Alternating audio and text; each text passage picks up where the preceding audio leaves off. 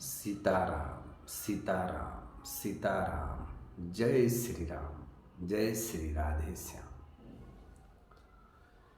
तो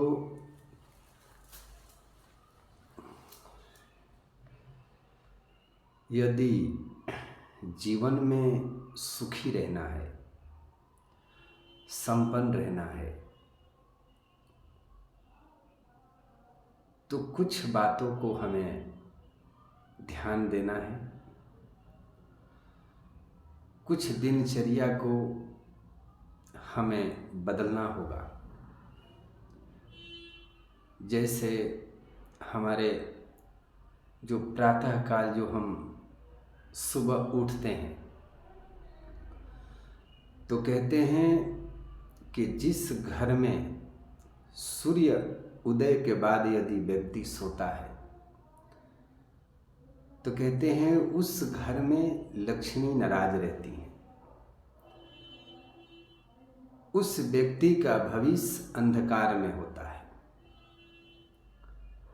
तो सबसे पहले प्रातः जितना सूर्य उदय से पहले उठ जाना, और वो सबसे भी पहले 1000 काम छोड़कर प्रातः प्रातः सूर्य उदय से पहले बिस्तर से उठना, और 1,00,000 काम छोड़कर स्नान कर लेना। कहते हैं कि जो व्यक्ति प्रातः उठता है उसे कभी हृदय रोग नहीं हो सकता है। वो व्यक्ति कभी जल्दी बीमार नहीं होता, अस्वस्थ नहीं होता।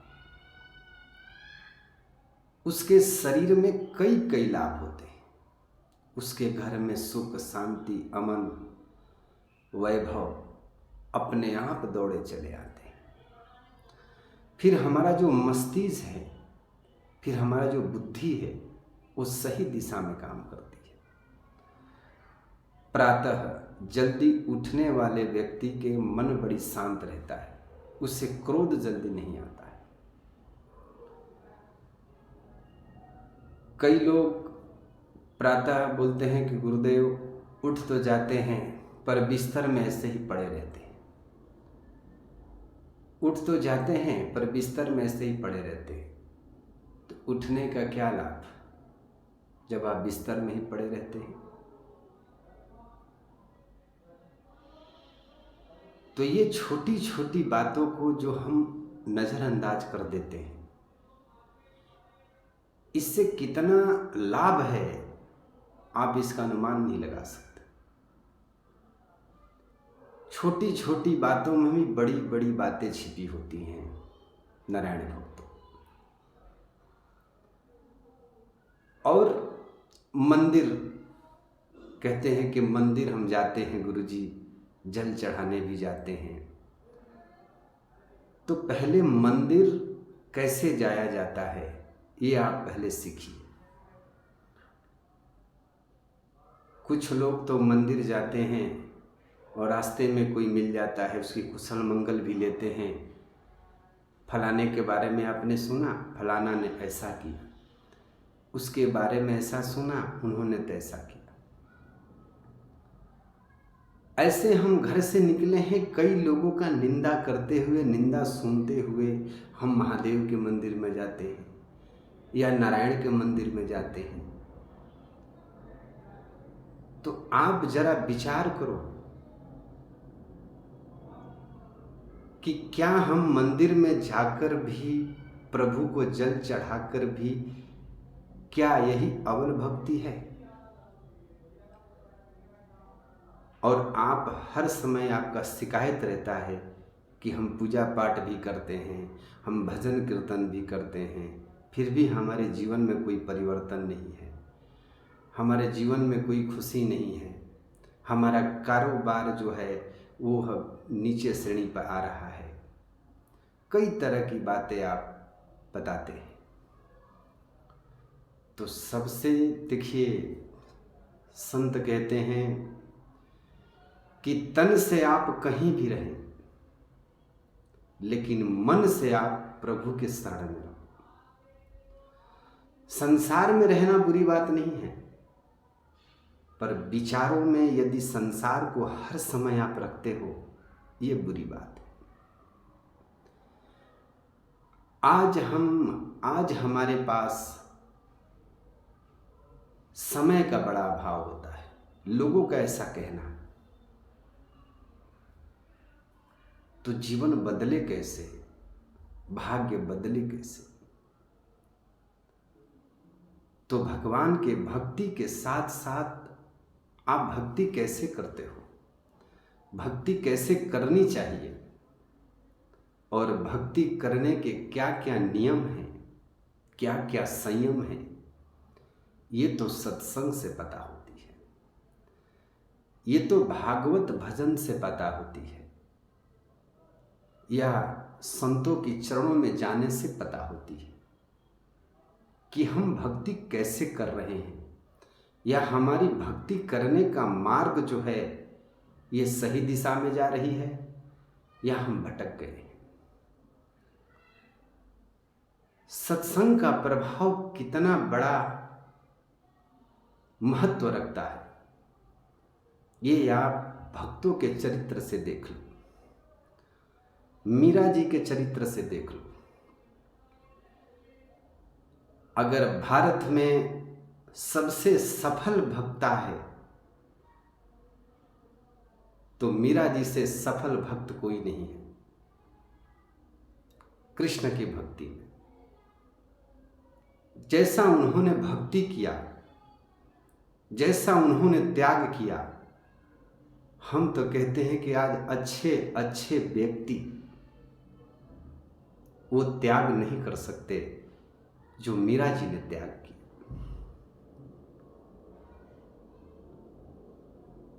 ये सत्संग का प्रभाव था, ये गुरु का प्रभाव था, जो कि मीरा जी कृष्ण भक्ति में रम गई। जब मीरा ऐसी भक्ति करती थी जिनके पीछे पीछे कृष्ण दौड़ते थे। एक बार की बात है, मीरा जी बहुत दुखी हो गई और दुखी होकर के गोविंद से कहने लगी, गोविंद मुझे इस संसार से ले चलो। इस संसार में लोग यदि भक्ति करते हैं तो बड़ी बधाई देते हैं, चाहे वो परिवार के लोग हों, चाहे पड़ोस के लोग हों, चाहे राज्य के लोग हों। मुझे नहीं रहना है प्रभु इस संसार में। जो संसार आपकी भक्ति से विमुख करता हो, हे माधव मुझे ले चलो अपने साथ।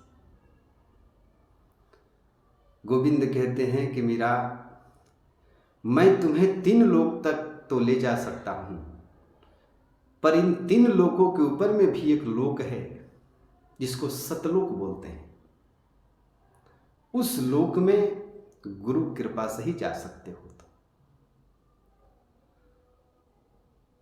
तो मीरा जी कहते हैं कि आपसे बड़ा मैंने सर्वस्व आपको ही माना है, आपसे बढ़कर के मेरा गुरु भी कौन है, मेरा सर्वस्व ही आप है। मीरा, भगवान कहते हैं कि मीरा, मैं उस गुरु का नाम बताता हूं, आप उससे दीक्षा लो, फिर आपको उस सतलोक में जाने के लिए कोई रोक नहीं सकता। कैसा भी मुसीबत क्यों ना हो, कैसा भी दुख का बादल क्यों ना हो, कोई तुम्हें जाने से रोक नहीं सकता। तो उन्होंने रविदास जी का नाम बताया और मीरा जी ने रविदास जी से दीक्षा लिया और फिर वो सतलोक को गई। क्या कमाल की भजन करती थी। 1 मिनट चिंतन करके देखो, सोच करके देखो, क्या ऐसी भक्ति हम कर सकते हैं? क्या ऐसी भक्ति हमारे पास में है? नहीं कर सकते। माला जप रहे हैं पर बिजनेस में क्या कर रहे हैं, फोन आया, 1 मिनट के लिए माला को बंद करके फोन में लग जाते हैं। 1 मिनट के लिए माला फेर रहे हैं, द्वार पर कोई आया, बेल बजी, माला को छोड़ करके उसके बातों में लग जाते हैं। क्या ये अवल भक्ति है?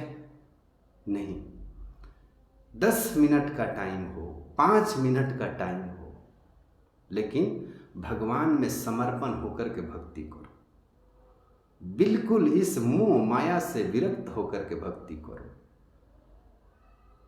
ऐसी भावना रखो कि हे प्रभु, मैं और तुम, दुनिया में और कुछ नहीं। इस भाव से भक्ति करो जिस भाव से उन्होंने किया।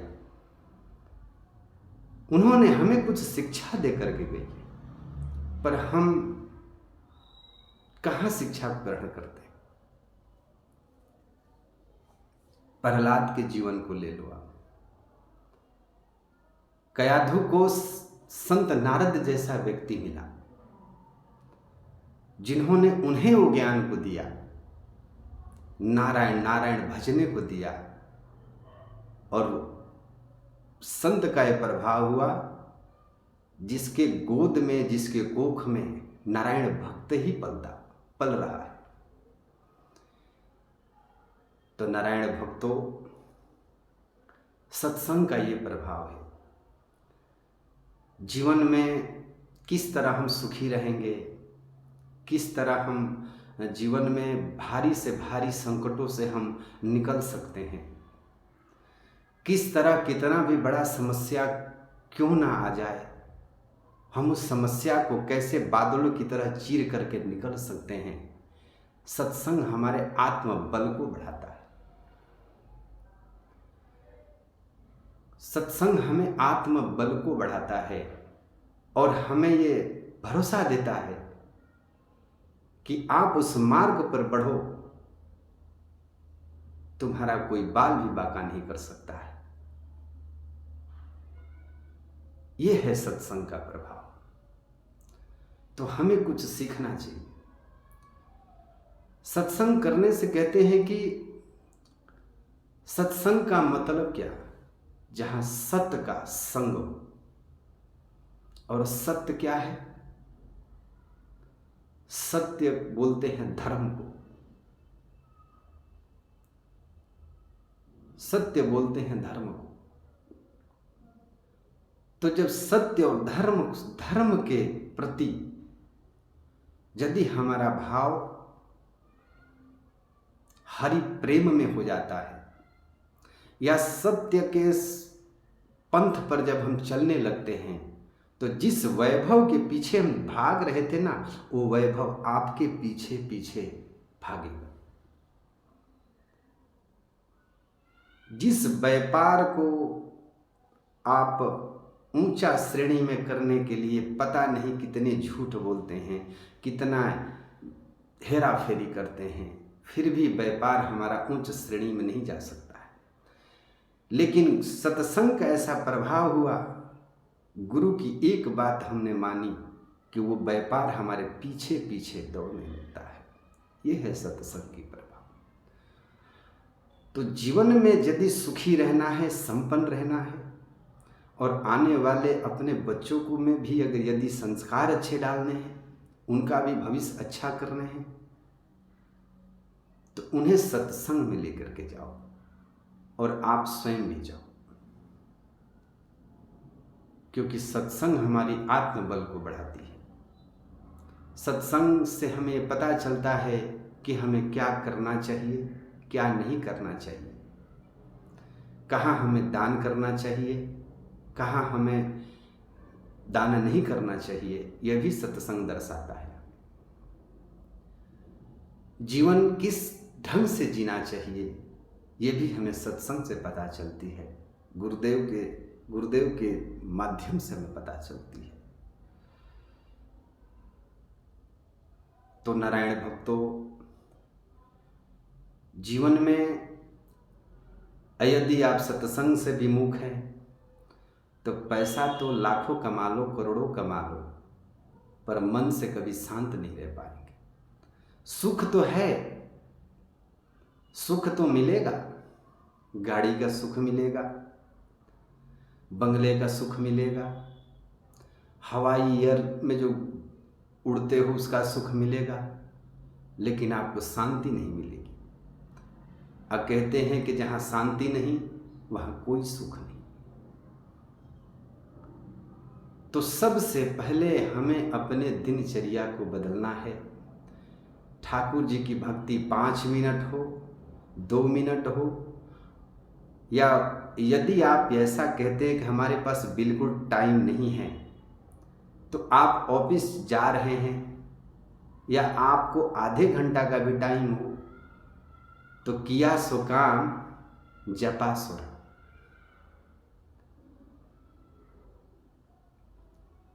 कभी भी आप भक्ति कर सकते हैं। तो सबसे पहले आप सुबह सुबह प्रातः जल्दी उठो, स्नान करो, और स्नान करके हो सकता है माता पिता हैं तो पहले उनके चरण को छुओ, उनसे आशीष प्रदान करो, उनकी भी सेवा करो। इसके बाद भगवान की भक्ति करो। मंदिर भी जाओ तो सबसे पहले अपनी माता पिता के चरणों को छुओ, आशीष लो और उनसे प्रार्थना करो कि हे माता पिता, हम भगवान की भक्ति करने जा रहे हैं या गुरु की दर्शन करने जा रहे हैं, तो ऐसा आशीर्वाद दो कि ये हम जाएं जो हमारा सफल हो जाए, हमारा सत्संग करना सफल हो जाए, उनसे आशीष पाओ।